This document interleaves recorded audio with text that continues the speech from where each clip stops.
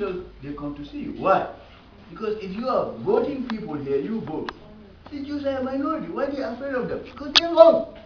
But you have most of these other people, they don't vote. How are you going to take you seriously? You have to be serious. If they know that if you have many Africans in this country, you think that the executive director, anyway, Leggett is no fool. If you know that these Africans are going to make a big difference in the election, I can get 5,000 Africans, they vote for me, I will win. You take you seriously. And if the Africans are smart, they get together. Doesn't matter where you come from. Come together with the West Indians and the African Americans. Then you're strong. If you don't organize, forget it. The 2 points I want to let you with. I brought one of our brothers here, and maybe he's a brother from Ethiopia. He's an associate dean at Strayer University here. Many of our concern right now is how we have many of Africans now. You have all your relatives, many of them, MoneyGram, Western Union, sending money. Why can't we try to use our knowledge here to empower our people there so they can get education there? We start educating them while they're. Most of these Africans, you send them money back home, they don't do anything. Give them knowledge. They bought most of you also. Bring us to America. Bring us to America. Why can't you educate them there? And put them in a structure here so they can get education. He can tell you about that. And that's one of the reasons why, if we are very serious, we can go forward. And this is just a beginning. Hopefully, we will arrange other meetings. Thank you very much. Thank you very much. So I just wanted Mr. Winston to tell you a little bit, just a little bit, a few minutes, from his own perspective as a probation officer. Yes. Greetings.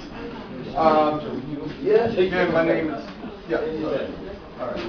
My name is Winston Calloway, and I want to tell you all that my family, originally from the South, one of the oldest families in America.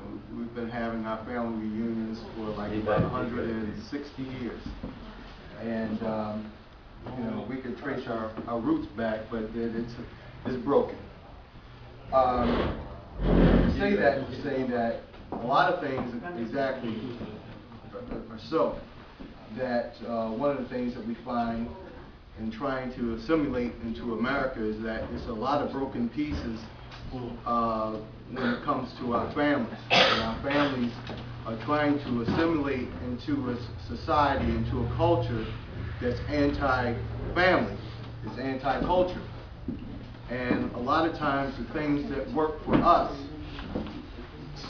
just in our family, just in the family root. Just when you can get a glance of grandma, when you can get a glance of your grandparent or elder, and they will be able to tell the young person to stop what they're doing, and that's it.